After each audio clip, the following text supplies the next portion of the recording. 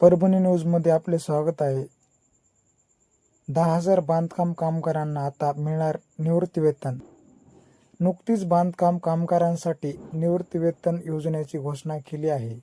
या घोषणेमुळे जिल्ह्यातील 10,000 कामगारांना या योजनेचा थेट लाभ मिळणार आहे. वर्षभरात मोठ्या प्रमाणात कामगारांची नोंदणी झाल्यामुळे त्यांना निवृत्तीनंतर आर्थिक आधार मिळण्याचा मोकळा मार्ग झालेला आहे. महाराष्ट्र सरकारने बांधकाम कामगारांसाठी एक महत्त्वाचा निर्णय घेतला आहे. राज्याचे श्रम विभाग आणि कामगार मंत्री आकाश पुडकर यांनी याबाबतची घोषणा केली आहे. त्यानुसार बांधकाम कामगारांना 60 वर्षांनंतर निवृत्तीवेतन मिळणार आहे. कामगारांच्या आणि त्यांच्या कुटुंबांच्या सुरक्षिततेसाठी हा निर्णय घेतला आहे.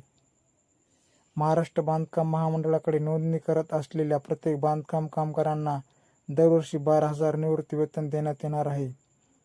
मित्रांनो, व्हिडिओ आवडल्यास चॅनलला सबस्क्राईब करा, व्हिडिओला लाईक करा. धन्यवाद.